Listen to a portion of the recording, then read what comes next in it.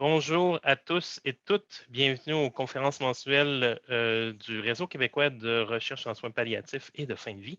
Aujourd'hui, on a la chance d'avoir deux personnes de l'UQTR, donc Maud Hébert, qui est membre régulière du Réseau québécois de soins palliatifs, et Myriam Massery, qui est présentement professeure clinicienne à l'UQTR également. Aujourd'hui, on a la chance de les écouter, qui vont nous parler du paradoxe vécu par des infirmières québécoises pendant l'aide médicale à mourir. Donc, résultat d'une théorisation ancrée. Sur ce, je vous cède la parole, mesdames. Merci. Bienvenue à tous. Donc, le plan de la présentation, ça va être un plan traditionnel. Donc, on va commencer par voir quelques définitions conceptuelles de l'aide médicale à mourir, parce que c'est peut-être pas tout le monde qui a la même définition. On va parler aussi de l'évolution de la loi. On va ensuite voir la problématique, les buts objectifs de la recherche, méthode qui est un devis de théorisation ancrée. On parlait également de l'échantillon, du recrutement, de l'analyse, considération éthique, puis évidemment, enfin, les résultats et la discussion. Donc, je cède la parole à ma collègue. Vas-y, Myriam. Bonjour. Merci Maude, bonjour à tous. Donc, on va poursuivre avec la définition de l'aide médicale à mourir qui vient du gouvernement et des documents du gouvernement du Québec. Donc, l'aide médicale à mourir consiste en l'administration de médicaments par un médecin à une personne à sa demande dans le but de soulager ses souffrances en entraînant son décès. Donc, c'est important de cadrer que c'est par le médecin là, dans le contexte de la loi québécoise pour le moment. On va faire un petit historique de l'aide médicale à mourir pour bien cadrer, dans le fond, le processus de la loi au courant des dernières années. Tout d'abord, l'historique de l'aide médicale à mourir vient d'un rapport, La mort dans la dignité, d'une commission spéciale qui avait lieu en 2012. Elle a été déposée, on a reçu de façon très positive dans la population, dans les médias, les conclusions du rapport qui disaient que les parlementaires québécois étaient favorables à l'instauration d'une loi concernant les soins de fin de vie, ainsi que cela incluait l'aide médicale à mourir. En 2016, on a vu, dans le fond, le projet de loi C-14 qui apportait une modification au code criminel et qui venait, dans le fond, permettre à ce soin de l'aide médicale à mourir. En 2019, est venue une demande de la part de Nicole Gladu et de Jean Truchon de déposer, et ils ont déposé à la Cour supérieure du Québec une demande alléguant qu'il y avait une inconstitutionnalité aux critères temporels de la mort naturellement, raisonnablement prévisible. Donc, le Code criminel à l'article 241 et celui de fin de vie de la loi. À ce moment-là, l'Association québécoise des droits pour mourir dans la dignité, associée à Maître Jean-Pierre Ménard et aussi à Jean-François Leroux, ont porté ce dossier-là parce que la mort n'était pas imminente pour ces deux défendeurs parce qu'ils souffraient de maladies dégénératives incurables depuis quelques années et s'étaient vu refuser l'aide médicale à mourir. Alors, l'honorable juge Beaudoin, la Cour supérieure du Québec, confirme que, par décision en septembre 2019 que les deux régimes législatifs fédéral et provincial devaient se conformer pour donner droit à l'aide médicale à mourir, puisqu'elle disait que c'était trop restrictif et discriminatoire. Elle a donné 6 mois aux deux paliers de gouvernement pour s'y conformer. Donc, en 2020, on a vu le projet de loi C7 et en 2021, le projet de loi est venu changer et abolir le critère de mort naturelle, raisonnablement prévisible et donnait, dans le fond, accès à l'aide médicale à mourir. Celle-ci devient accessible aux personnes qui sont victimes, qui ont une maladie incurable, pas victime, pardon, et dont la mort naturelle n'est pas prévue nécessairement prochainement. Qu'est-ce qui s'en vient bientôt? Bien, on ne pouvait pas passer sous silence le projet de loi 38 en 2022 et on va vous en parler un petit peu plus tard.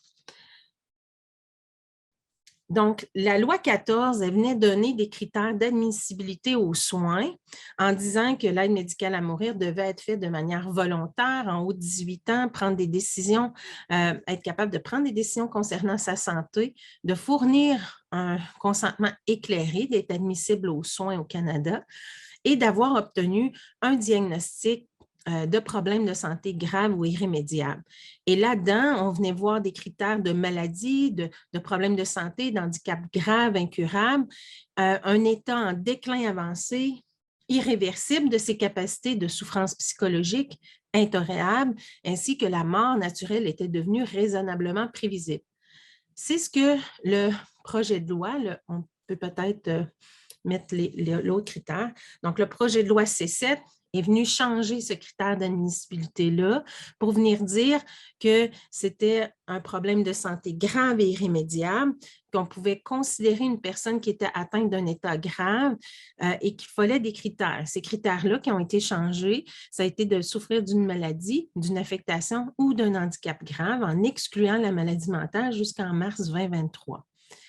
Être dans un état de déclin avancé qui ne peut pas être inversé, souffrir de souffrances physiques, mentales insupportables causées par la maladie, un handicap, un déclin qui ne peuvent pas être atténués dans d'autres conditions jugées acceptables et qu'il n'était pas nécessaire que cette maladie soit mortelle ou en phase terminale. Donc, ça a été un changement qui a été fait et les mesures de sauvegarde ont aussi été en quelque sorte un peu modifiées, mais les mesures de sauvegarde ont été présentes, c'est-à-dire que l'aide médicale à mourir doit être faite par écrit à une personne qui est informée qu'elle est atteinte d'une maladie, d'un problème de santé grave et irrémédiable. La demande doit être écrite et corroborée par 2 témoins indépendants, que cette demande-là, quand elle est faite, elle ne peut pas être ignorée non plus par les professionnels de la santé. Le respect des critères d'admissibilité doivent être confirmés par 2 praticiens indépendants. Dans le cas du Québec, les praticiens sont des médecins qui évaluent les critères d'admissibilité. Le patient doit être informé de toute option ou autre traitement, y compris les soins palliatifs, avant de donner son consentement éclairé. Et on doit être sûr que c'est sans influence indue, donc confirmer que ça s'est fait librement. Il doit y avoir une période de réflexion de 10 jours, et ça a été, dans le fond, modifié avec le C7, et la confirmation, le consentement définitif au moment de l'admission de la fourniture des soins. Donc, on va vous montrer un petit peu dans la prochaine acétate qu'il y a eu quelques modifications. En juin 2021, la loi permet à une personne qui satisfait les conditions de l'aide médicale à mourir de recevoir ce soin, même si elle est inapte au moment de l'administration. Cette personne-là doit toutefois avoir consenti par écrit en présence d'un professionnel de la santé dans les 90 jours précédant l'administration de l'aide médicale à mourir. Et l'aide médicale à mourir est exclue des directives médicales anticipées à ce jour.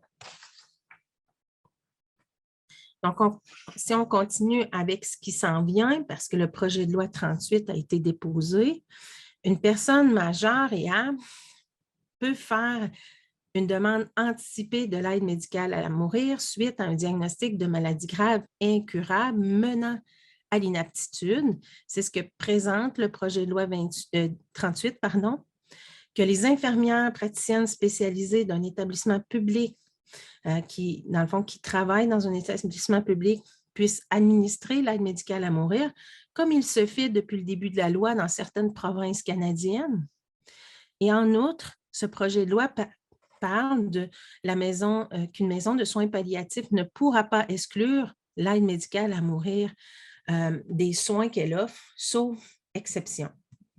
Donc, on n'élargit pas à ce moment-là, dans ce projet de loi-là, l'aide médicale à mourir dans le cas des personnes dont le seul problème évoqué est le trouble mental. Ça fait un topo de ce que représente l'aide médicale à mourir, en fait l'historique de l'aide médicale à mourir, et on tenait à vous parler de l'objection de conscience, parce que souvent, quand on parle dans les médias de l'aide médicale à mourir, c'est le thème qui revient le plus souvent. Donc, les infirmières ne sont pas les personnes actuellement ou dans notre étude qui ont administré la médication pour l'aide médicale à mourir, mais elles participent aux soins. Et au même titre que les médecins, elles peuvent faire appel, si elles ont des objections morales ou religieuses, à ne pas participer à un tel soin. On a souvent tendance à penser que les gens vont avoir une objection de conscience avant, puis ils ne toucheront pas, ils ne seront pas impliqués.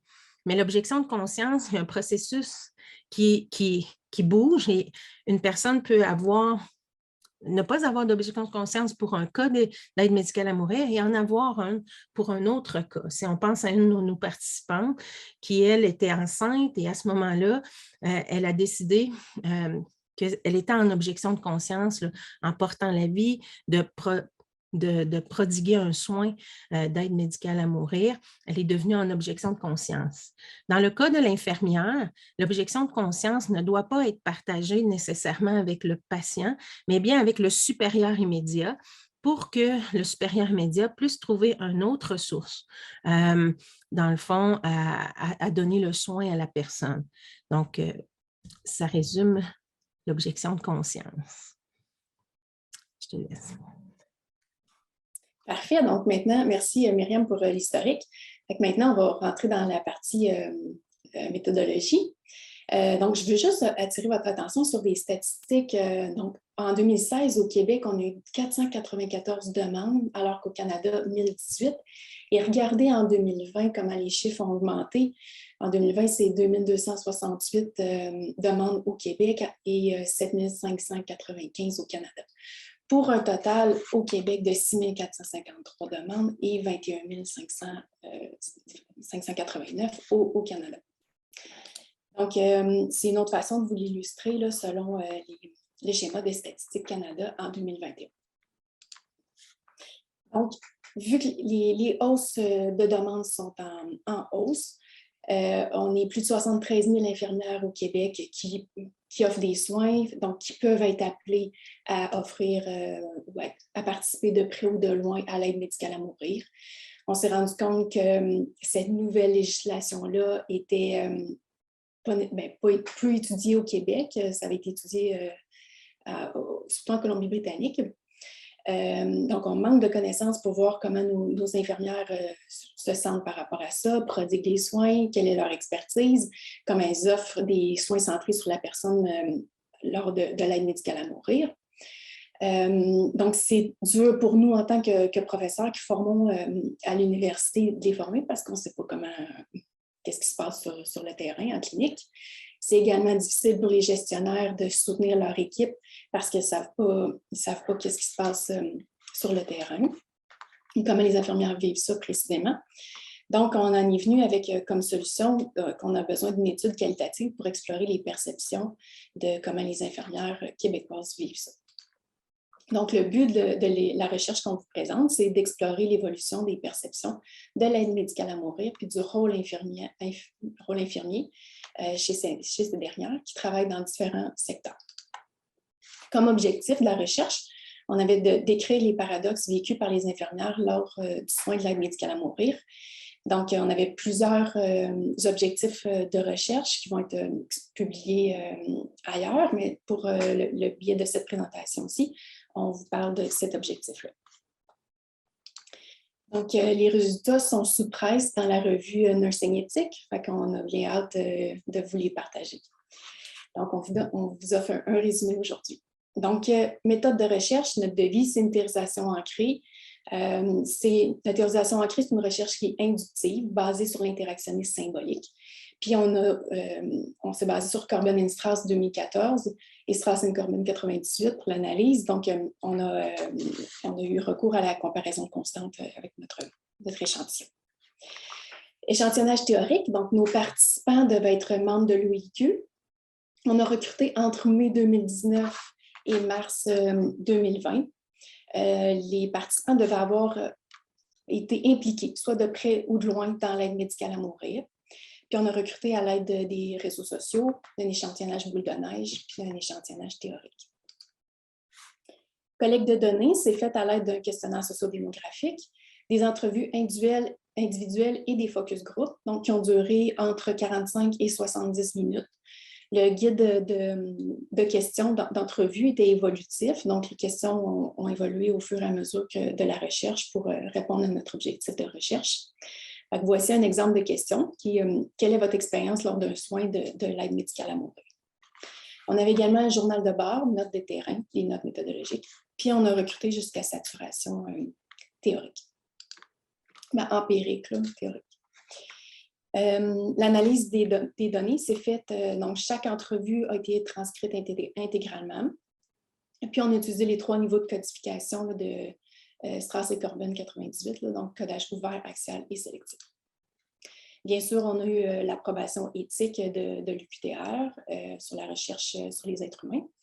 Les participants étaient libres de participer, évidemment. Confidentialité des données a été respectée, puis les documents sont gardés sous clé. Voici les résultats. Donc, on a eu 37 participants. 36 ont rempli le questionnaire sociodémographique. Donc, les participants étaient âgés entre 22 et 64 ans, avec un âge moyen de 36 ans. La grande majorité, là, on parle 21 sur 37 avaient un baccalauréat, puis 5 sur 37 avaient une maîtrise. La grande majorité également était accompagnée en relation de couple, donc 21 personnes en union de fait ou mariées. Ça a un effet sur le soutien. Je vais vous en parler dans quelques instants. La grande majorité était travailleurs à temps plein, 27 sur 37.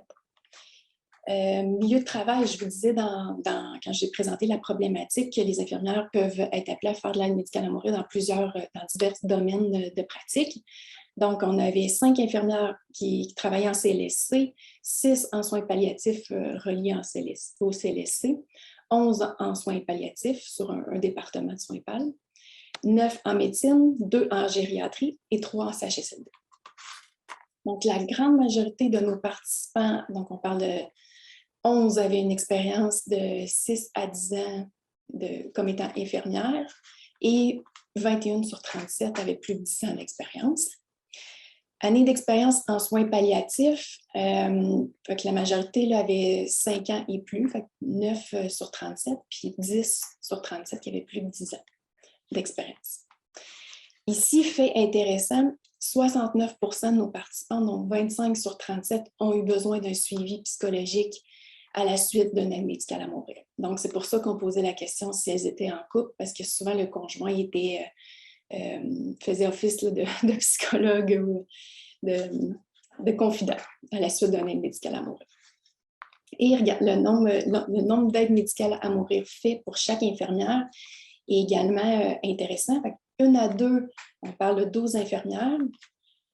3 à 4 aides médicales à mourir fait, on parle de 10 infirmières. Puis plus de 10, il y a quand même 9 infirmières. Donc, on a quand même 22 infirmières qui en ont fait entre 1 et 4 et 9 qui en ont fait plus de 10.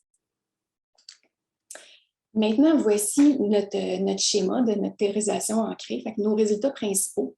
On en est venu avec 8 paradoxes vécus pendant le soin de l'aide médicale à mourir. Au début, on les avait nommés dilemmes éthiques, puis les réviseurs du journal Nursing éthique nous ont plutôt suggéré de parler de paradoxes, parce qu'effectivement, ce n'est pas toutes des situations qui vont mener à des conflits éthiques. Donc, ce sont des paradoxes éthiques qui sont vécus. Le premier, qui est la confrontation sur la mort. On a la participante 36 qui dit, en fait, dans la confrontation sur la mort, les infirmières étaient divisées entre le fait que l'aide médicale à mourir soit un soin unique et le fait d'enlever la vie à quelqu'un. La participante 36 nous explique que pour elle, elle a vécu ça quand même comme étant enlever la vie à quelqu'un. Elle dit, parce qu'on est formé pour sauver la vie à tout prix, et là, on enlève la vie. On fait l'inverse de ce qui nous est enseigné. Si la personne ne va pas bien, bien, elle code, on va masser, on va tout faire pour la ramener. Là, c'est l'inverse, on va tout faire pour qu'elle parte en toute dignité. À l'inverse, le fait que l'aide médicale à mourir soit un soin unique, les participantes 31 et 17 ont dit que cette expérience-là les a troublés. Non pas parce que c'est c'est l'événement qu'elles ont vécu, mais à cause de tous les événements antérieurs qu'elles avaient vécus, qui auraient pu se terminer drôlement mieux si cet événement-là avait pu se faire avant. Donc, elles ont des images de gens qu'elles ont accompagnés dans des situations de fin de vie plus pénibles. Elle dit, on fait de l'AMM, c'est pas pénible. Il y a de la peine, mais physiquement, c'est pas aussi dur à vivre pour la personne que si on fait de l'agonie pendant 2-3 jours avec des complications pulmonaires. Moi, j'ai pensé à tous ces gens-là et je me disais qu'il y a quelque chose qu'on ne fait pas comme société. Ça, c'est venu beaucoup me chercher. Le deuxième paradoxe, c'est le choix. Fait que les infirmières étaient divisées entre respecter le choix de la personne ou l'objection de conscience, comme Myriam vous a présenté. Donc, il y a une de nos participantes qui a dit, en lien avec l'objection de conscience, dans le cadre de mon travail, il y avait un patient qui avait demandé l'AMM, puis je n'étais pas à l'aise avec ça, donc j'ai refusé de le faire. À ce moment-là, j'ai accompagné mon collègue qui, lui, est allé procéder à l'aide médicale à mourir. En lien avec le respect, la participante 20 nous dit, mais en même temps, puis c'est vraiment sur quelque chose que j'essaie de travailler de façon quotidienne, mais j'ai juste pas le droit de juger. La participante 36 ajoute, moi, je ne suis pas pour, je ne suis pas contre l'aide médicale à mourir, c'est le choix de la personne, puis on le respecte. Je n'ai vraiment pas de position là-dessus, dans le sens où si ce n'est pas moi qui va le faire, c'est quelqu'un d'autre. Mais moi, j'ai envie d'offrir ces services-là, parce que je trouve que c'est un beau service, puis on libère la personne et tout ça. Le troisième paradoxe, c'est le moment de la mort. Donc, les infirmières, ce qu'elles trouvaient le plus difficile, le plus confrontant, c'était que la mort était maintenant planifiée versus une mort imprévue comme on est habitué dans les soins palliatifs. L'infirmière 29 nous dit « J'avais une obsession sur l'heure et le moment. Si ça m'obsédait, peut-être que la personne aussi. Il y a quelque chose d'angoissant parce qu'il y a une heure à respecter.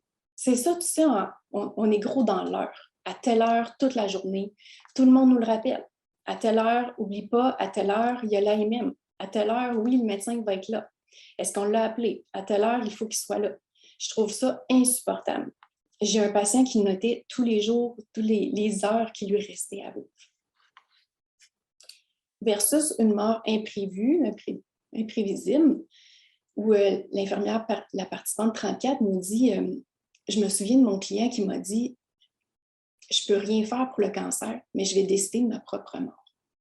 Fait que ça venait expliquer le choix des gens à choisir l'aide médicale à mourir. Fait que c'est ce que les infirmières comprenaient. Le quatrième paradoxe, c'est la charge émotionnelle. Les infirmières étaient divisées entre le fait que ce soit un soin qui est beau, digne et doux versus la tristesse, puis c'est quand même un soin qui est difficile. Donc, les participantes 15, 34 et 17 nous ont dit « C'est magnifique de pouvoir aider ces gens-là qui souffrent tellement. C'est super doux, je suis contente de les accompagner là-dedans, c'est même un beau privilège, même si c'est difficile. » Alors que du côté triste et difficile, les participantes 23 et 17 nous ont dit « Ça reste un soin qui vient nous chercher pareil. Tu arrives chez vous, c'est dur. Tu repenses à ça un peu, mais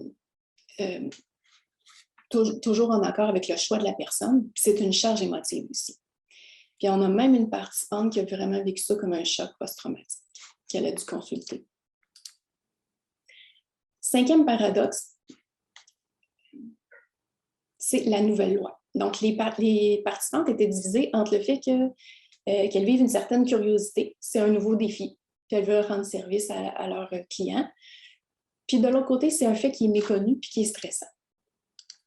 Donc, notre participante 4, qui, elle, avait une expérience avec sa mère qui avait la sclérose en plaques. Fait que c'est ce qui l'a amené à avoir un intérêt personnel, puis à participer à ce soin-là. Alors que la participante 24, elle a dit, bien, c'est correct qu'on fasse ça maintenant, ça existe, on a accès à ça.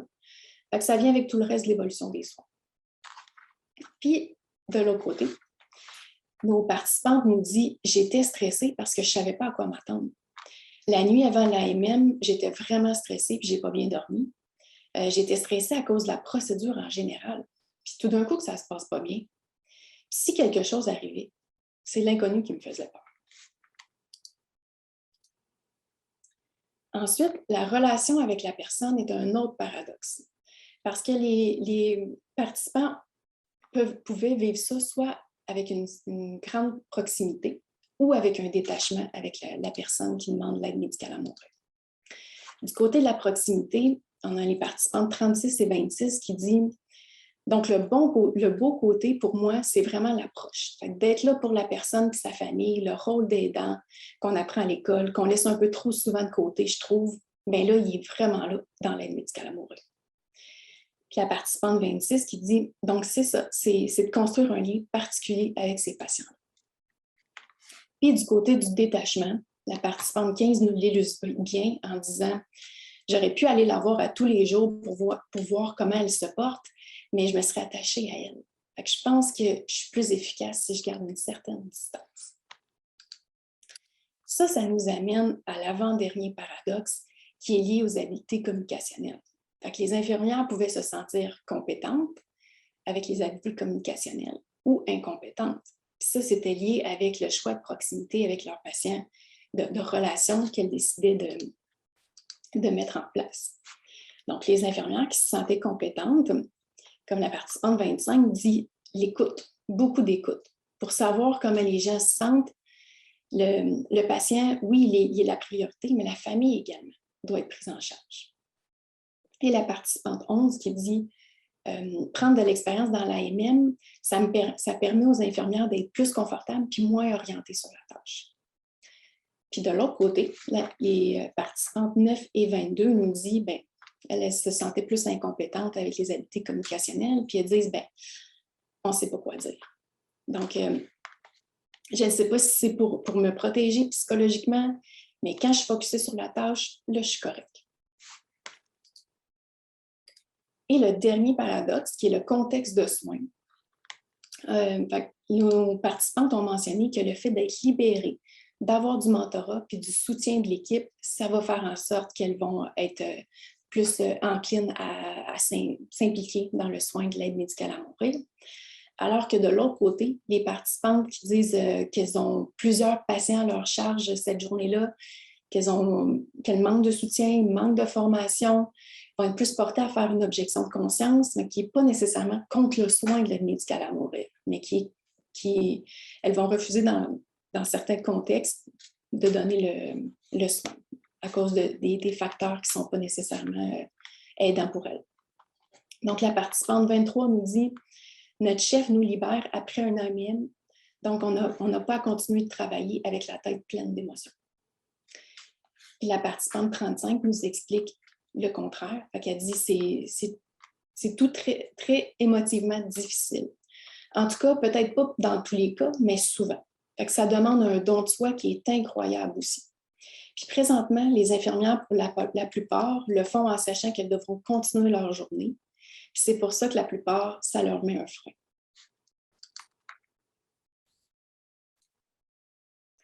Donc, comme discussion et point saillant à retenir, bien, nos résultats allaient abonder vraiment dans le même sens que les études qui sont faites en Colombie-Britannique, avec la population des infirmières anglophones. Les IPS peuvent faire l'AMM dans ces provinces-là. Ce qui est différent dans notre étude, c'est vraiment les 8 paradoxes qui sont plus complets, qui offrent des résultats complets qu'on a obtenus à l'aide de la théorisation ancrée. Également, le fait que presque toutes les infirmières voyaient l'aide médicale à mourir comme étant un soin. Puis toute la notion de contrôle sur la maladie que les patients, qui est la raison pour laquelle les patients demandent l'aide médicale à mourir.